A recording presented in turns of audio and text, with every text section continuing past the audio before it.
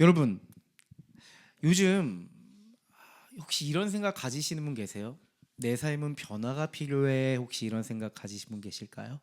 내 삶은 변화가 필요해 라는 생각을 하면서 요즘 인생을 살아가시는 분 계실까요? 아마 인생을 살아가다 보면 이런 생각이 문득 문득 드실 겁니다. 내 삶은 변화가 지금 필요해. 변화가 필요한 시점이야. 이런 생각이 들 때가 있습니다. 맞아요. 우리는요, 변화를 원합니다. 새로운 삶을 원합니다. 더 나은 삶을 원하고요. 그리고 내 안에 회복돼야 될 것들에 대한 변화도 원합니다. 근데 참 이상한 게 있다면 무엇인 줄 아세요? 분명 나는 변화를 원하면서도 어느 순간 날 보잖아요. 여전히 그 자리에 머물러 있는 거예요. 변화를 원한다면 움직여야 되잖아요. 근데 변화를 원하면서도 그 자리에 머물러 있는 거예요. 익숙한 자리, 익숙한 방식, 익숙한 생각에 머물러 있는 거죠. 행복한 삶을 원한다고 하면서도 여전히 나를 힘들게 하는 삶의 현실 속에서 나를 머물게 하고 그것이 나를 붙잡게 하는 그런 인생을 살아갈 때가 있습니다. 그럴 때 날 보면서 이런 생각 들지 않으세요? 난 도대체 왜 그러는 걸까? 막 이런 생각이 들어요. 난 도대체 왜 그러는 거지? 변화를 원하면서 왜 나는 그 자리에 있는 거지?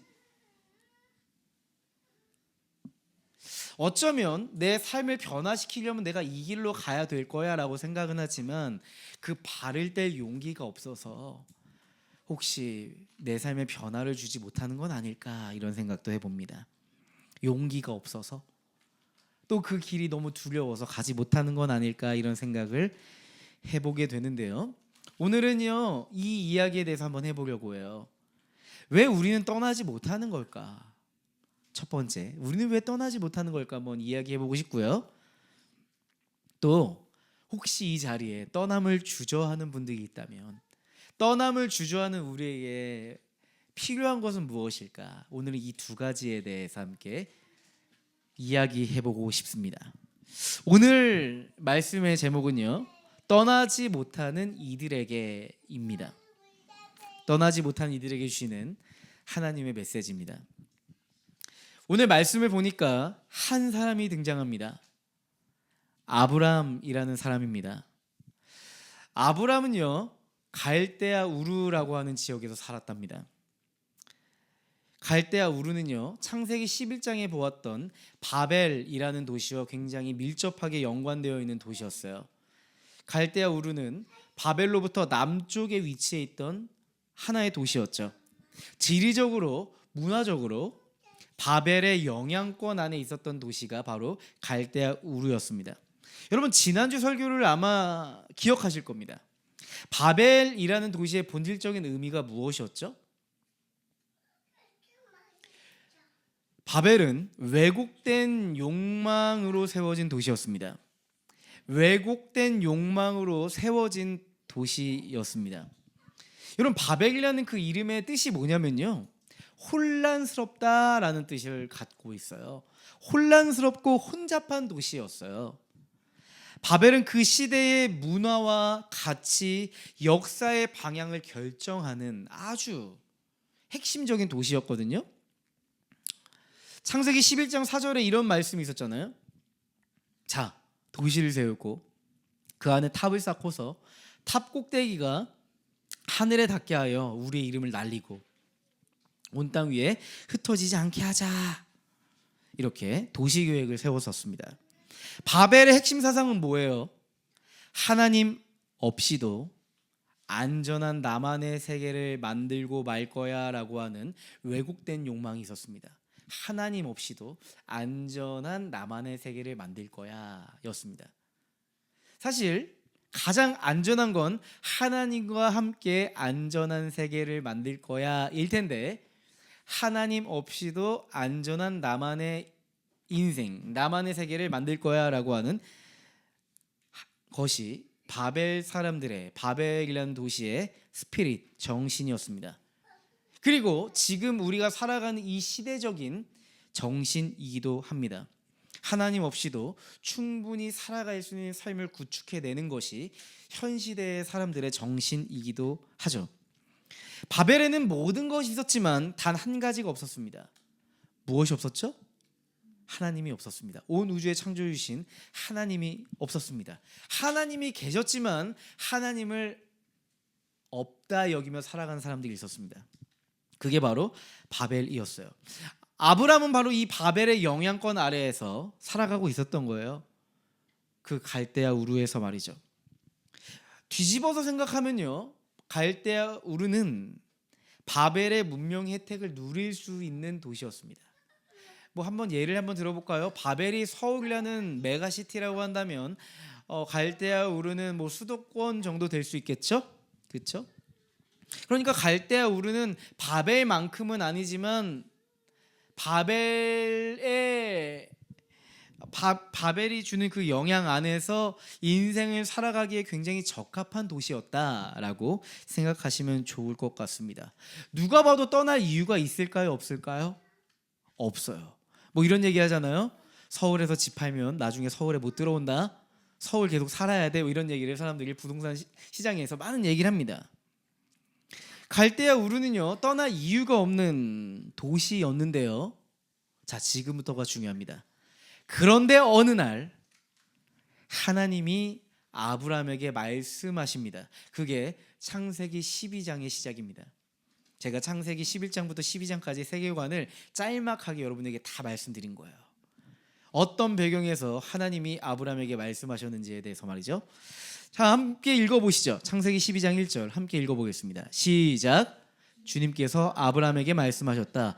너는 네가 살고 있는 땅과 네가 난 곳과 너의 아버지의 집을 떠나서 내가 보여주는 땅으로 가거라 이렇게 말씀하십니다. 여기서 핵심적인 말이 뭘까요? 그렇죠. 갈대아 우르를 떠나라. 그리고 가라. 그렇죠? 사실 떠나라는 말은 가라라는 말과 동일합니다. 갈대아 우르를 떠나라 이렇게 말씀하십니다. 여러분 지금 여러분의 집에 오래 사신 분들 막 20년 30년 사신 분도 계시고 이제 막 저희처럼 이사하신 분도 계시지만 갑자기 하나님께서 떠나라 하시면 여러분이 한 영역에서 지금 20년 정도 일하신 분도 계실 텐데 여기서 떠나라 하시면 하나님 떠나라 하시면 여러분 어떤 반응을 보이겠어요? 하나님 마침 떠나고 싶었습니다 하고 떠나시겠어요? 우리는요 이런 질문이 생길 겁니다. 왜요 하나님? 여기 살기 좋잖아요. 여기서 충분히 잘 살 수 있잖아요. 제가 왜 가야 하죠? 좀 납득이 가게 설명을 좀 해주세요. 더 좋은 대안이 있으신 거예요? 막 이런 질문이 생깁니다. 하나님, 남들은 더 안정된 곳, 더 좋은 곳에 살기를 바라는데 왜 저는 떠나야만 합니까? 사실 이 질문은 아브라함의 질문이었을 거고요. 또한 지금을 살아가는 그리스도인들의 질문이기도 하죠. 우리의 질문이기도 합니다. 이런 질문이 생기는 거예요. 왜 하나님은 좋아 보이는 자리에서 떠나라고 하실까요? 왜 하나님은 좋아 보이는 자리에서 떠나라고 하실까요? 여러분 근데 가만 보면 하나님이 그러신 것 같지 않아요? 하나님은 꼭 그러신 것 같아요. 하나님 저 여기 너무 좋아요. 이 남자 너무 괜찮아요. 나 이 일 너무 하고 싶어요. 여기에 내 꿈이 있어요. 내 소중한 게 여기 다 있어요. 하나님 여기가 가장 나에게 익숙하고 내가 좋다고 생각하는 자리예요. 근데 어느 날 갑자기 하나님께서 나보고 떠나라고 하실 때가 있어요. 하나님께서 떠나라고 하실 때가 있어요. 그때 우리는 당혹스러운 마음을 가집니다. 하나님 어떠한 의도를 가지고 계실까? 왜 떠나라고 하실까? 당황스럽습니다. 이해가 잘 되지 않습니다. 그리고 하나님 너무하시다는 생각까지 듭니다. 왜요? 지금 우리는 내게 익숙한 그 자리가 답이라고 생각하기 때문이죠. 여기에 내 희망이 달려있다고 생각했고 내 미래가 여기 있다고 생각했기 때문이죠. 그래서 하나님이 우리더러 떠나라고 하실 때 우리는 그것을 위협으로 느끼지 않나 싶습니다. 위협. 불완전한 자길로 나를 이끄실 것이다 라고 생각하는 것 같아요. 근데 우리가 한 가지 한번 생각해 볼 게 있어요. 하나님의 본질과 우리 존재의 본질에 대해서 한번 생각해 볼 필요가 있을 것 같아요.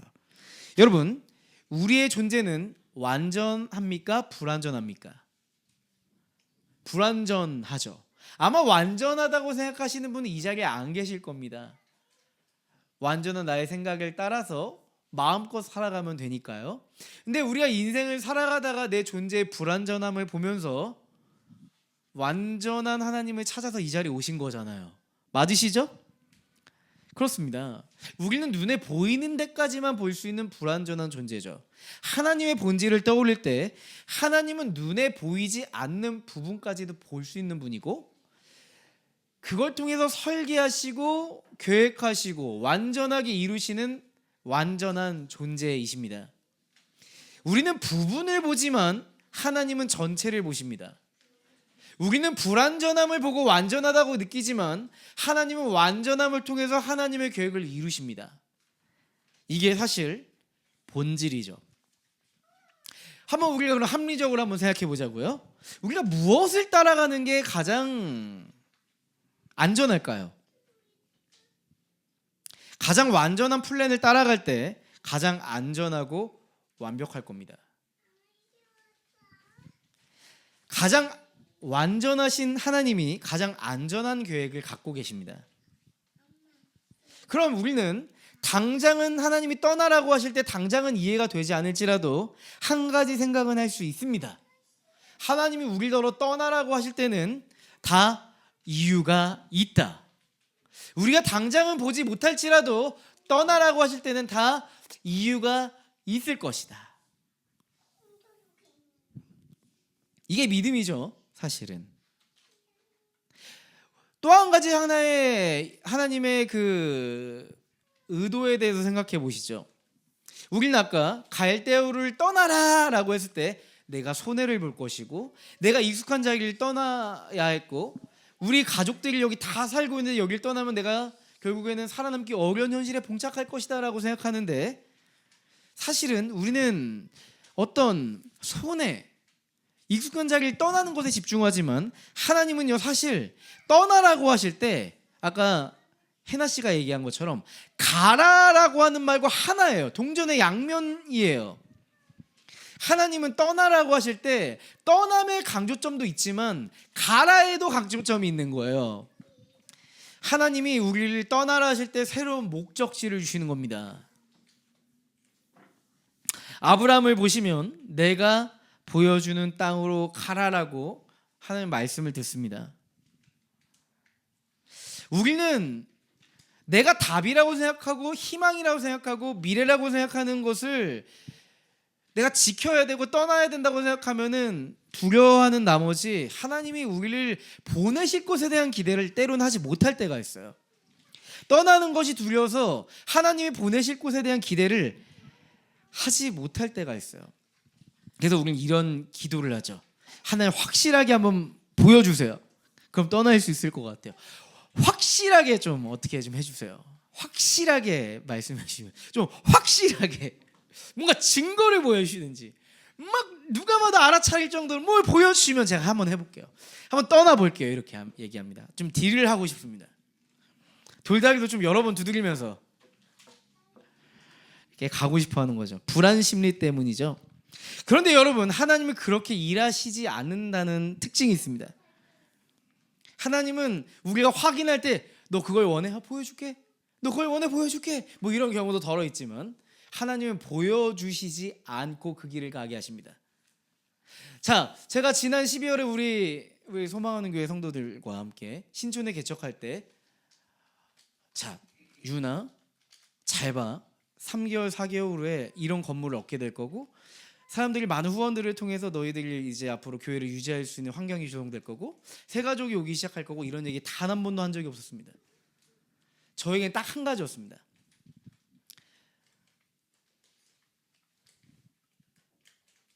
이제는 남은 게 없었어요. 이제는 하나의 선택을 했습니다. 저희 교회가 2년 정도 봉천동에 있는 어떤 교회에서 신세를 지면서 저녁 예배를 드렸습니다.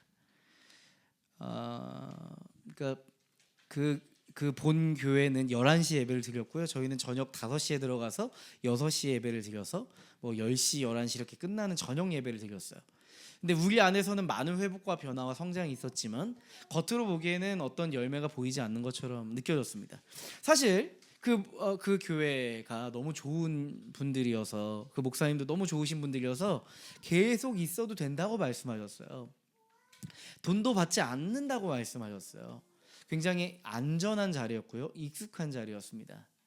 음향 시설도 지금 우리보다 훨씬 좋고요, 이것보다 훨씬 의자도 좋고요, 평수도 넓고요, 인테리어도 엄청 잘 돼 있는 너무 감성적인 예배 장소였습니다. 그래서 저는 참 의아했어요. 이렇게 좋은 컨디션에 있는데 왜 우리 안에 열매가 없을까, 이런 생각을 했었습니다. 사실 거기에 남아 있는 것이 더 좋다고 생각이 들어서 2년 정도 못 떠났던 것 같습니다. 도전을 못했던 거죠.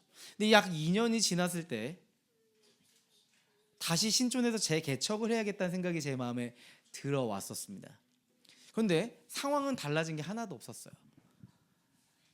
떠날 것인가 떠나지 않을 것인가, 그 기로에 섰었어요.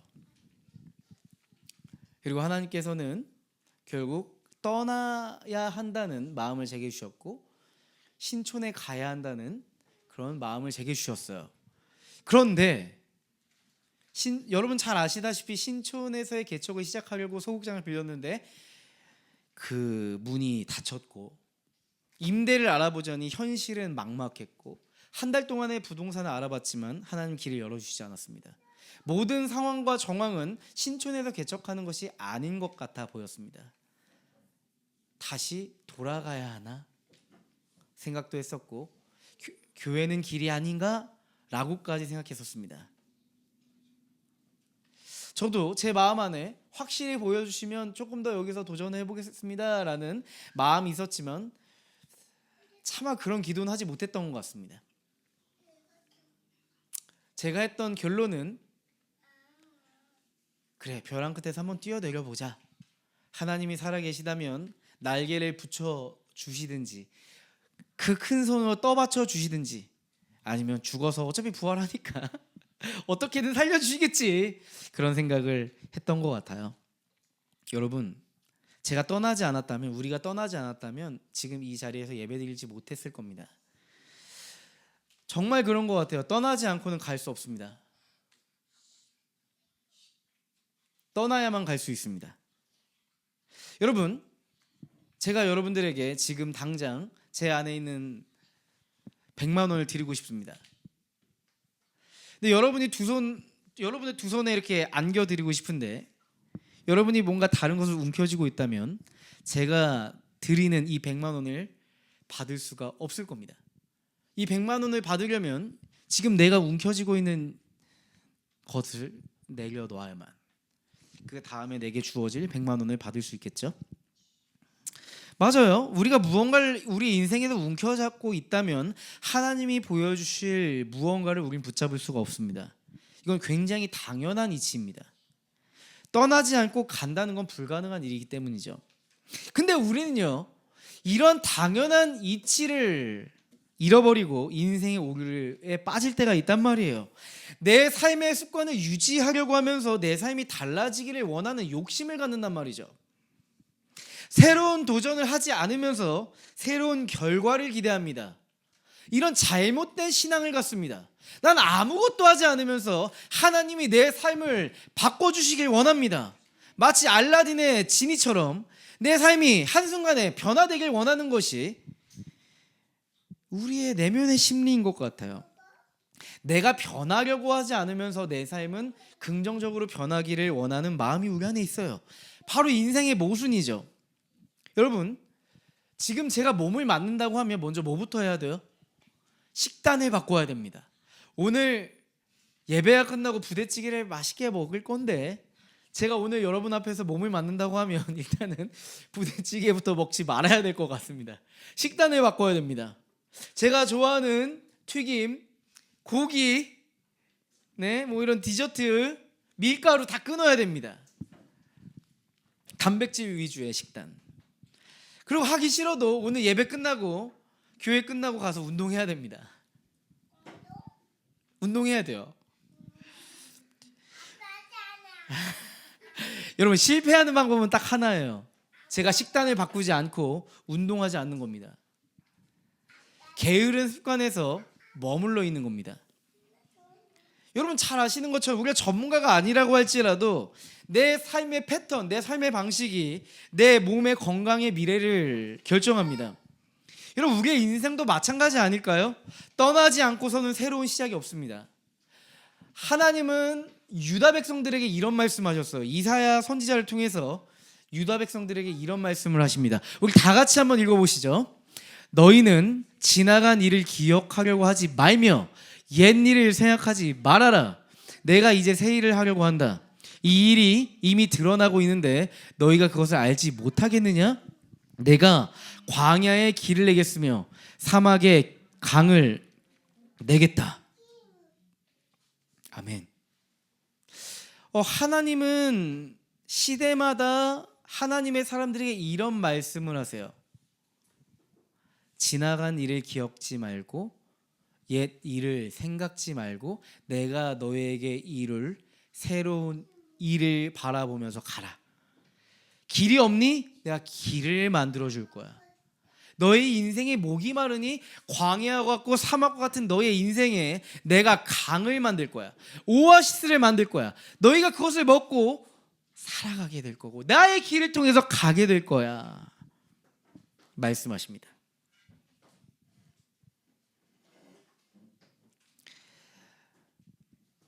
새로운 길은 떠남으로부터 시작됩니다. 여러분, 창세기 12장을 자세히 보면 분명한 사실 하나를 발견할 수 있죠. 겉으로 보면 하나님의 명령처럼 느껴져요. 떠나라. 근데 2절 말씀 보시면요, 우리 함께 읽어보시죠. 내가 너로 큰 민족이 되게 하시고 너에게 복을 주어서 너가 크게 이름을 떨치게 하겠다. 자, 우리는요, 떠나는 것이 뭔가 대단한 결정이고 내가 대단한 손해와 믿음을 감수하면서까지 내가 이 길을 간다고 생각하는데 하나님은 실제로 우리에게 먼저 약속을 하십니다. 내가 너로 큰 민족이 되게 하고 너에게 복을 주어서 너가 크게 이름을 떨치게 하겠다. 큰 민족을 이루겠고 복을 주겠고 너의 이름을 창대하게 하겠다. 여기 보시면요, 너가 열심히 하면, 너가 믿음으로 걸으면, 너가 조금 역량이 뛰어나면 이라고 하시지 않습니다. 여기서 보는 주어는 하나님입니다. 내가 큰 민족이 되게 하겠고 내가 너에게 복을 주어서 내가 너의 이름을 크게 떨치게 하겠다. 내가 하나님이 너에게, 하나님이 우리에게 큰 민족이 되게 하시고 복을 주시고 너의 이름을 창대하게 하실 것이라고 말씀하십니다. 하나님의 약속이었습니다. 지금 당장 그 실체가 보이진 않아요. 근데 하나님이 약속해 주십니다. 여러분, 믿음은요, 하나님에게 나를 증명하는 과정이 아닙니다. 우리가 세상에서 나를 증명하면서 살아야 되잖아요. 그죠? 목사도 유명한 목사가 되어야 되고 인플루언서가 되어야 되고 뭐 모든 게 다 요즘은 다 유명해져야 돼요. 영향력이 생겨야 돼요. 간호사들도 막 유명해지고 막 다 유명해져요. 유명해져야 성공했다고 해요. 네. 여러분, 우리는 신앙생활도 이렇게 착각합니다. 하나님 앞에서 나를 증명하려고 합니다. 더 많은 사역을 해서 더 많은 열매를 거둬서 하나님 앞에서 나를 증명하려고 합니다. 아니요. 믿음은 하나님의 약속 앞에서 하나님이 나를 빚어가는 과정입니다. 하나님의 그 약속, 여러분, 하나님의 약속이 뭐예요? 아브라함에게는 너로 인해 큰 민족이 되고 너에게 복을 주어서 너의 이름을 크게 떨치게 하겠다고 하는 이 약속이었지만 이 약속은 어떻게 이루어지죠? 예수 그리스도를 통해서 우리는 하나님 나라라고 하는 큰 민족 안에 포함되게 됐습니다. 맞아요? 그 말이거든요. 복을 잃어버린 우리의 인생에 그리스도는 복을 주셨습니다. 영생의 복, 하나님과 함께 할 수 있는 복, 영원하신 하나님과 함께해서 우리도 영원해질 수 있는 복을 주셨습니다. 여러분, 하나님이 우리의 이름을 크게 떨치게 하셨어요. 그리스도인이라고 하는 그 이름, 그리스도와 함께 살아가는 그 그리스도인이라고 하는 그 이름이 우리 안에 생겨나게 되었습니다. 결국 우리는요, 하나님의 약속 안에서 나를 다시 빚어간다는 건 이런 의미예요. 그리스도 안에서 나를 빚어가시는 하나님, 그리스도 안에서 나를 빚어가시는 하나님입니다. 그게 믿음이에요. 어제요, 제 고등학교 2학년 친구가 연극을 대학로에서 이렇게 올린다고 해서 다녀왔어요. 고2 때 저희 반이 남자 8명에 여자 30명인 반이었습니다. 근데 지금 남은 친구들이 여자친구밖에 안 남았어요. 지금 연락하는 친구들은 다 여자친구들입니다. 지금은 다 이제 아이를 낳고 엄마가 된 친구들입니다. 고등학교 때 이런 약속을 했어요. 제가 좀 노래를 좀 했거든요, 그 당시에. 그래서 너희들 결혼하면 내가 다 축가 불러줄게 했는데 다 축가 불러줬습니다. 그래서 이제 나이가 다 이제 41살이 됐어요. 전 빠른 생일이라서 40이고요. 그래서 친구들이 이제 각자 분야에서 어떤 친구는 축구 선수랑 결혼하고 어떤 친구는 어떻게 되고 다 지금 다 잘 먹고 잘 살고 있는데 그 친구는 아직 결혼 안 했어요. 근데 이제 연극 배우가 됐어요. 근데 이 친구의 일화가 떠오르는 게 있어요. 이 친구는요, 그 굉장히 키가 컸어요. 173이에요. 키가 173이고요. 그리고 등교할 때 오토바이를 타고 등교했습니다. 그때 비너스라고 하는 스쿠터죠. 비너스라고 하는 스쿠터를 딱 타면서 뒤에 남자애들을 태우고 학교에 등교했습니다. 굉장히 인상이 강렬하죠. 그래서 저는 친하니까 무섭지 않았는데 주변 제 친구들이 야, 네 걔 너무 무서운 애인 것 같다고 막 그랬어요. 그리고 그때 고등학교 2학년 때 여자 선생님이 노처녀셨는데 걔를 이렇게 불러다가 앞에 세워서 사람들 다 친구들 보는 앞에서 먹이를 이렇게 치는 거, 이렇게 야 너 나중에 뭐 될래? 막 하시는 거예요. 모욕을 주시는 거죠. 그러니까 이 친구는 이제 기가 세요. 그래서 선생님, 저 성공할 거예요. 나중에 저 성공해서 선생님 찾아갈 거예요. 이렇게 얘기했거든요. 근데 이 친구가 말이죠, 서울예대에 연극과에 입학을 합니다. 그래서 수석 졸업을 하고요. 그리고 독일에서 10년 동안 그 유학을 해요. 그래서 어제 뭐 얘기를 들어보니까 그 가장 독일에서 좋은 그 연극 대학원에서 연출을 전공한 최초의 한국인이라고 하더라고요. 그리고 모교인 서울예대에서 교수가 됐습니다. 그래서 근데 이제 어제 그 연극 제목이 뭐냐면 이거예요. 되게 긴데, 내가 연기하면 또 별로라고 하겠지? 내가 연기하면 또 기대하겠지? 이런 제목이었어요. 근데 연극을 잘 보니까 이런 거예요. 이제 내가 인생을 40년 동안 살아오면서 내가 어떠한 인생을 살아왔는지 자서전적인 이야기를 스스로 작가로서 글을 쓰고 연출을 하고 해가지고 무대에 올린 거예요. 근데 그 친구가 항상 저한테 했던 얘기가 있거든요. 유나, 나는 꿈이 있어. 세계 평화야. 세계 평화를 나는 이룰 거라고 하는 거예요. 그래서 친구들이 와, 그래 은수아, 넌 참 대단하다. 그래, 넌 세계 평화를 이룰 수 있을 거야라고 했지만 한편에 의문이 들었거든요. 왜 세계 평화일까? 그래서 그 친구가 독일에 가서 막 시리아 난민 이슈, 뭐 진짜 국제적인 그런 어떤 아젠다들 있잖아요. 막 정치적인 사회적인 문제에 대해서 엄청 공부하고 이런 정치적인 담론을 가지고 막 연기하는 거예요. 근데 문제는 뭐예요? 사람들은 관심이 없다는 거죠. 니즈가 많지 않은 거예요. 그러니까 딜레마에 빠지는 거예요.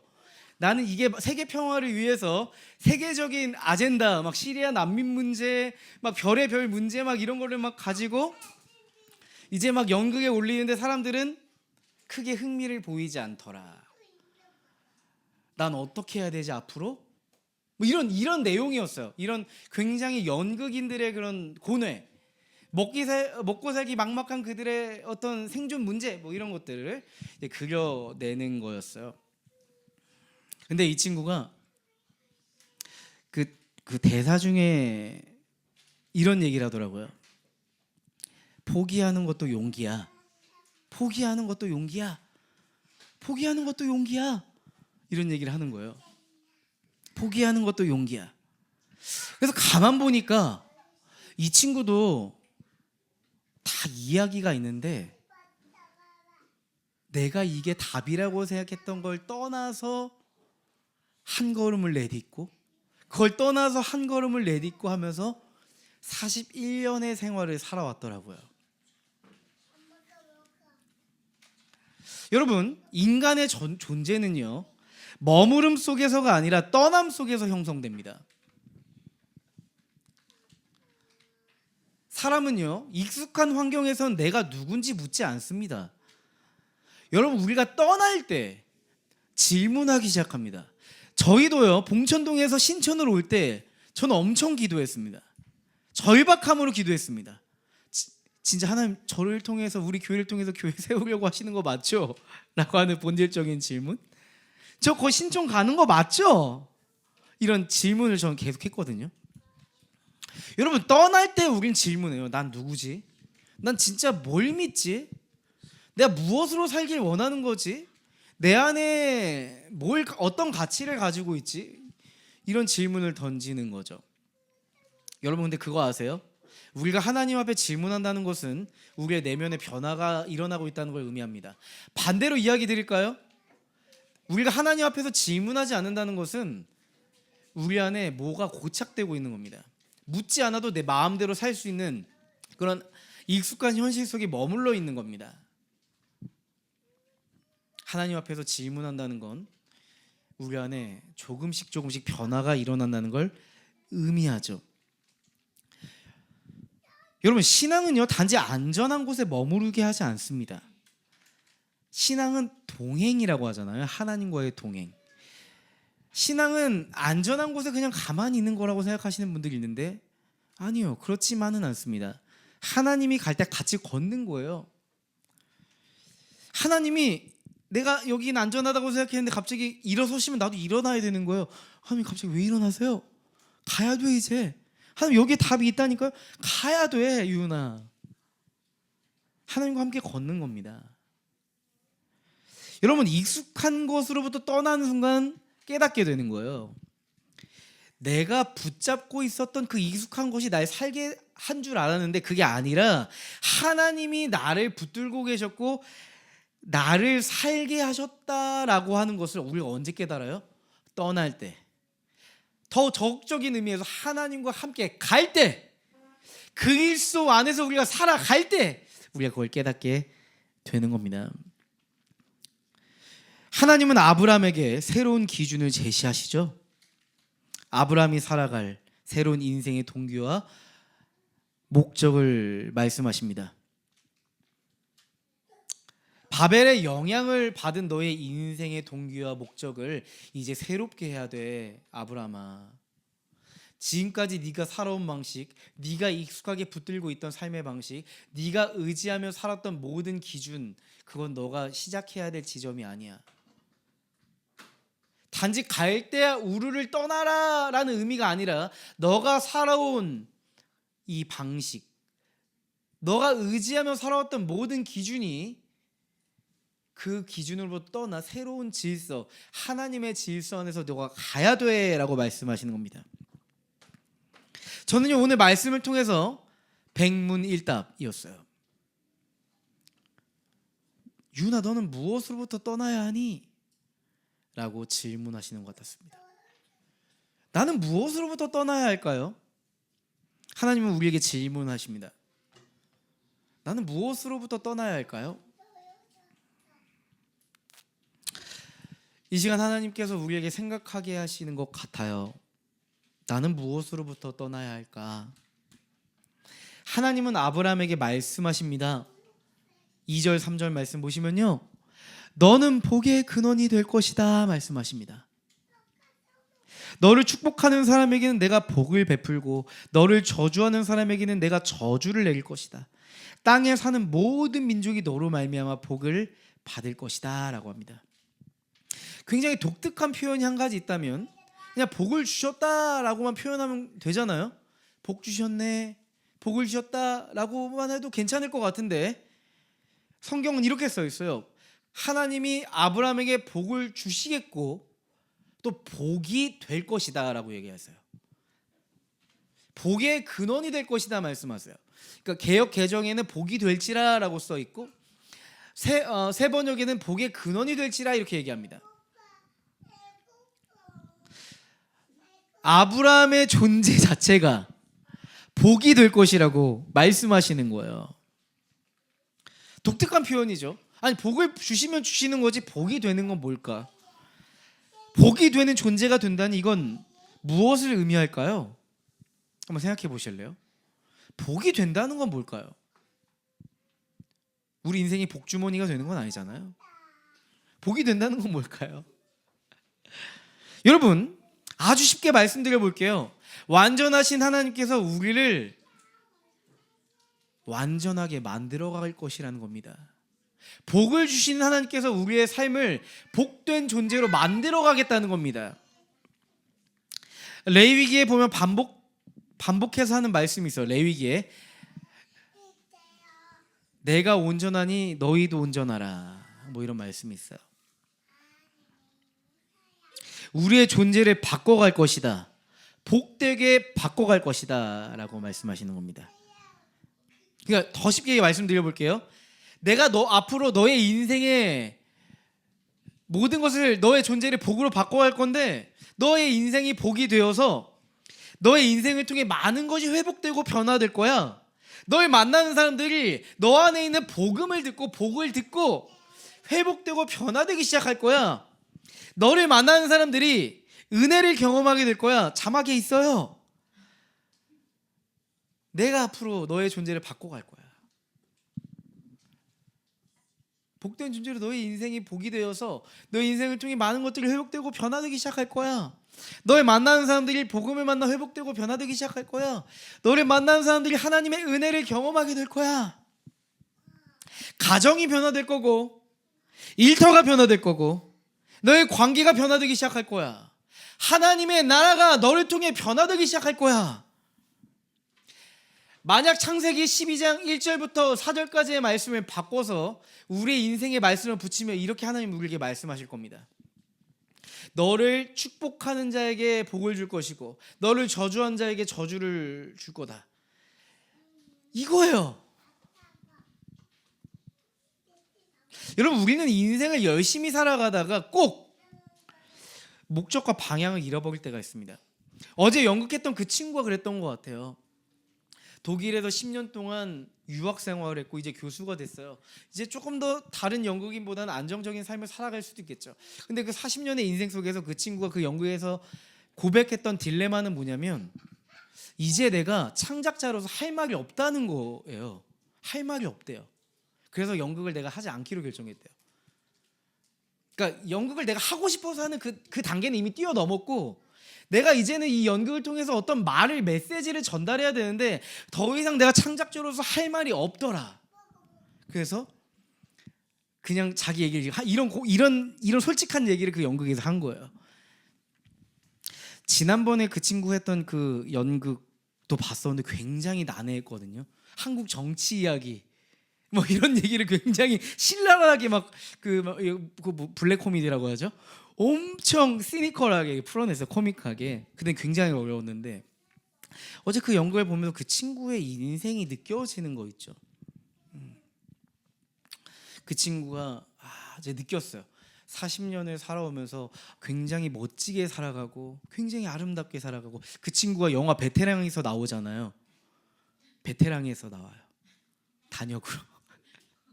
그리고 제가 군대에 있을 때 TV를 보는데 아디다스 광고에서 나오더라고. 이렇게 옆에서 뛰는 역할로 유명한 연예인 옆에서 뛰는 옆에서 같이 뛰는 역할로 나오더라고. 어쨌든 근데 그 친구도 미래가 촉망받고 지금 너무 잘 살고 있는 그 친구도 한순간 최근에 인생의 목적과 방향을 잃어버렸었구나. 아브라함도 그랬을 겁니다. 갈대우르에서 열심히 살았고 뭐 여기서 신앙생활 잘하면 되지. 근데 어느 순간 바벨의 영향을 받아서 인생의 목적과 방향을 잃어버린 거예요. 근데 하나님이 오늘 말씀하시는 겁니다. 아브라함, 내가 너를 통해 할 일이 있단다. 아브라함, 내가 너를 통해서 할 일이 있어 말씀하시는 겁니다. 여러분, 이 말은요 이런 겁니다. 유나, 내가 너를 통해 할 일이 있어. 온유야, 하품할 때가 아니야. 지금 내가 너를 통해 할 일이 있어. 온유가 반에서 회장이 됐어요. 근데요, 제가 어제 친구 만났잖아요. 그 친구의 딸이 같은 초등학교거든요. 온유가 회장된 게 전교에 소문이 났대요. 그래서 제가 친구한테 말도 안 했는데 그 친구가 온유가 삼행시한 것까지 다 얘기해 주더라고요. 온유야, 너의 영향력이 엄청 커졌어. 하나님께서 온유 너를 통해서 온곡초등학교에 할 일이 있으신가 봐. 그런 생각을 했습니다. 우리 유정이를 통해서도, 우리 아름이를 통해서도, 지금 화장실에 있는 시온이를 통해서도 할 일이 있을 겁니다. 하나님께서 이 작은 아이들을 통해서도 하나님의 일을 하실 거예요. 하나님의 회복의 일들, 변화의 일들, 하나님의 나라의 일들이 일어나게 하실 겁니다. 그래서 우리 부모들은요, 우리 자녀들을 위해서 기도해야 됩니다. 하나님은 분명하게 우리를 통해서 하나님 나라가 우리의 삶의 영역을 통해서 이루어지길 원하시는 분이기 때문이죠. 근데 가끔 우리가 믿음 없으면 이런 생각 들잖아요. 내 인생도 감당하기가 벅찬데 내가 무슨 일을 할 수 있을까? 간호사로 사는 것도 버겁고 힘든데 거기서 내가 무슨 선한 일을 할 수 있을까? 무슨 선교적 삶을 사나? 막 이런 생각이 들 때가 있어요. 하나님을 알지 못하는 사람들에게 내가 어떻게 하나님의 복을 전하고 하나님의 복음을 전하나? 난 용기도 없고 내 삶을 보면 사람들이 실망할지도 모르는데 난 그럴 용기가 없는 내향인인데 막 이런 생각이 들 때 있습니다. 여러분, 아브라함도 똑같았을걸요?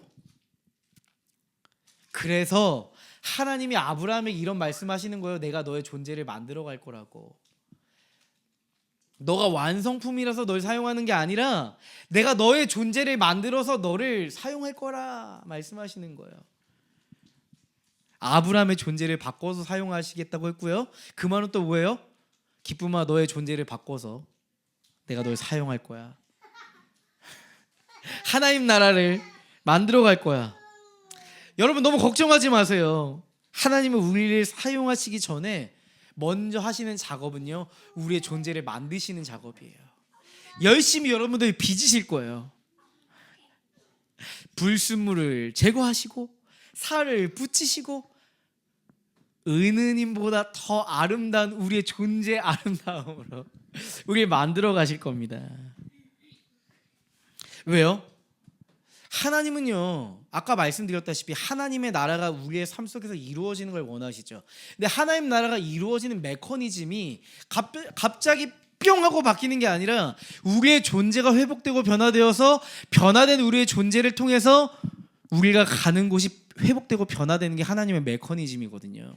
그래서 하나님은 우리의 존재를 바꾸셔야만 해요.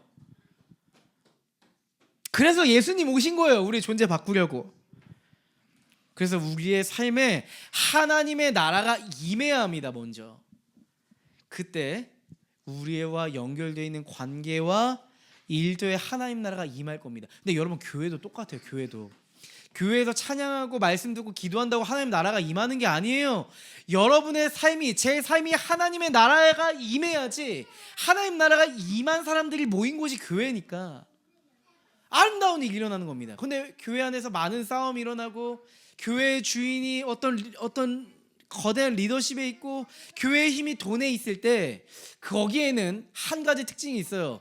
각 사람에게 하나님의 나라가 없습니다. 나만의 세계를 구축하며 교회에 와 있는 거예요. 그러니까 사람들이 교회를 걱정하게 된 겁니다. 근데 교회가 작을지라도 우리의 삶에 하나님의 나라가 담겨져 있다면 교회는 하나님의 나라가 펼쳐지죠. 그래서 하나님을 알지 못하는 사람은 교회 오잖아요. 모르겠어요. 근데 이상하게 이 교회에 오면 하나님의 존재가 느껴지고 여기는 뭔가 다르다는 것을 본질적으로 느끼는 겁니다. 체감상, 본능적으로 말이죠. 그게 하나님의 계획이에요. 우리의 삶에 하나님의 나라가 임해서 우리의 존재를 통해서 세상을 바꿔가는 것, 그것이 하나님의 꿈꾸시는 일이라는 걸 기억해 주세요. 여러분, 이런 고민이 될 때도 있어요. 너무 늦은 거 아니에요? 이런 생각이 들 때가 있습니다. 여러분, 오늘 말씀에 그걸 또 정확하게 아셨나 봐요. 한번 다 같이 읽어보실래요? 아브라함이 하란을 떠날 때에 나이는 몇 살이었어요? 운이야 몇 살? 75살. 시온아, 화장실에 있니? 75살, 75세였대. 아브라함이 15, 25, 35 아니고요, 75세 하나님이 부르시는 길로 나섰답니다. 늦은 거 아니에요? 늦었어요, 안 늦었어요? 좀 늦어 보이잖아요. 새로운 인생을 시작하기엔 좀 늦은 것 같지 않으세요? 지금 이 자리에 82세 우리의 고모 정덕순 성도님이 계십니다. 고모가 이 설교를 들으시면서 하나님, 저 너무 늦은 거 아니에요? 안 늦었어요. 지난 목요일에 갔나요, 제가요? 지난 목요일에 고모 댁에 제가 방문했어요. 제가 여러분하고 풍삼초할 때 직장도 가고 또 교회에서도 만나고 뭐 카페에서도 만나고 했지만, 우리 고모는 제가 직접 집으로 가는 서비스로 가서 이제 복음 전도하고 있습니다. 교회가 처음이시니까 하나하나 복음을 전달하고 기독교가 무엇인지, 그리스도는 무엇인지 하나하나, 예수 그리스도는 무엇인지 제가 말씀드리고 싶은데, 고모가 저를 보자마자 이런 말씀하시는 거예요. 성경을 읽고 싶다는 거예요. 그래서 고모, 이거 보이세요? 안 보여 하시는 거예요. 안 보인다는 거예요. 그래서 고모, 돋보기 한번 써보세요. 보여요? 안 보여 이러시는 거예요. 그래서 써줘야 돼 그러시더라고요. 아, 큼직하게 써드려야 돼요? 아, 써드릴게요 고모 했어요. 성경을 아무리 큰 걸 이렇게 해도 안 보일 것 같은 거예요. 더 큰 것도 이렇게 확인해봤는데, 그래서 제가 큰 글자로 이제 출력해서 드리려고요. 다음에 방문할 때 제가 이제 말씀 출력해가지고 큰 글자로 이제 갖다 드릴 거예요. 여러분, 제가 그런 생각했어요. 사실 우리가 보고 듣고 성경 읽는 거, 우리가 성경 안 읽고 싶어서 안 읽는 거지, 안 보여서 못 보시는 분 계세요? 여기 혹시 안 보여서 내가 성경 못 읽고 있다, 제가 안경 사드릴게요. 없잖아요. 제가 몰랐어요. 내가 건강하다 보니까, 젊다 보니까 성경은 당연히 보이는 거고, 그렇죠? 성경은 내가 읽고 싶으면 읽고 안 읽고 싶으면 안 읽는다고 생각했는데, 이게 하나님께서 나에게 주신 건강으로 누릴 수 있는 특권이라는 거 처음 생각해 본 거예요. 그래서 내가 고모였다면 내가 눈이 좀만 잘 보였다면 말씀을 더 잘 봤을 텐데, 내가 좀 더 젊어서 믿었다면 내가 하나님 위해서 더 이런 것도 해봤을 텐데, 이런 생각이 들었을 것 같은 거예요. 근데 늦지 않았습니다. 늦지 않았어요. 여러분, 근데 나이만 많은 게 늦은 게 아니에요. 여러분, 우리가 지금 설교를 듣지만 어느 때는 내가 너무 최악일 때 이런 생각이 든단 말이에요. 나이랑 상관없이, 하나님, 저 이미 늦은 것 같아요. 제 삶 완전히 망가졌어요. 우리 가족 망가졌어요. 우리 아빠 엄마 망가졌어요. 부부관계가 망가졌어요. 우리 자녀들도 망가졌어요. 하나님, 돌이키긴 하나님이 해도 안 될 것 같아요. 이런 생각이 들 때가 있어요, 없어요? 있어요. 왜 없어요? 나이만 많아서 우리가 한계를 느끼는 게 아니라 우리 인생의 한계를 느낄 때가 있단 말이죠. 너무 늦은 것 같다는 생각. 여러분, 늦지 않았습니다. 아브라함도 75세에 불러서 아브라함 사용하셨어요. 여러분, 우리가 언제 신앙생활을 시작했든지, 나이가 적든지 많든지, 내 과거가 얼마나 어둡든지, 지금 내 삶의 현실이 얼마나 막막하든지, 여러분, 하나님은 여러분을 사용하셔서 그분의 나라를 이루실 수 있는 분인 줄 믿습니다. 여러분, 그걸 받아들이세요. 하나님은 한계를 뛰어넘는 분이십니다. 하나님은 여러분을 사용하실 수 있는 분입니다. 여러분, 4절 말씀에 너무 감동적인 말씀이 있어요. 1절, 2절, 3절 보시면 하나님의 약속이었고 말씀이었잖아요. 아브라함의 반응을 한번 보실래요? 읽어보시죠. 아브라함은 주님께서 말씀하신 대로 길을 떠났다. 롯도 그와 함께 길을 떠났다. 아브라함이 하란을 떠날 때에 나이는 75이었다. 여러분 아브라함 빼고 여러분 이름 불러서 저기 길을 떠났다까지 한번 읽어보시죠. 함께 읽어보겠습니다. 유은이는 주님께서 말씀하신 대로 길을 떠났다. 또 여러분과 함께하는 사랑하는 엄마도 유은이와 함께 길을 떠났다. 온유 시온이 아름이도 그와 함께 길을 떠났다. 네, 이 말씀이 우리의 말씀이 되었으면 좋겠습니다. 하나님의 말씀을 따라 살아갈 때 하나님의 일이 일어납니다. 하나님이 지금 여러분을 부르신다면 여러분 이런 반응으로 살아갈 수 있으시겠어요? 하나님은 이런 인생의 반응을 원하십니다.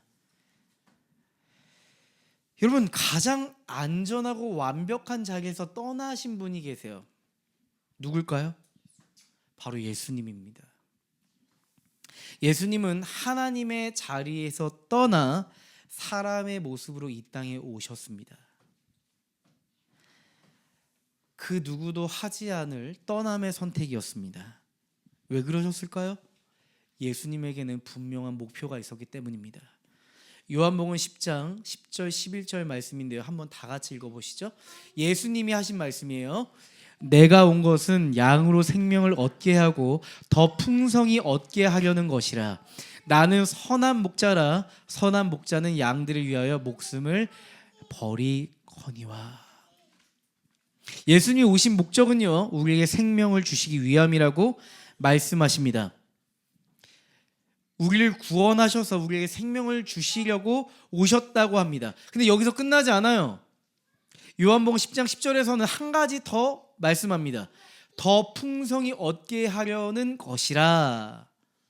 우리에게 생명을 줄 뿐만 아니라 우리의 삶에 풍성한 삶으로 살아가기를 원하셔서 이 땅에 오셨다는 거예요. 여러분 예수 그리스도를 믿음에도 불구하고 혹시 빈약한 삶을 살아가세요? 결핍 속에 살아가세요? 목마름으로 살아가세요? 아니요, 주님이 원하시는 삶이 아닙니다. 풍성한 삶으로 살아가길 원하십니다.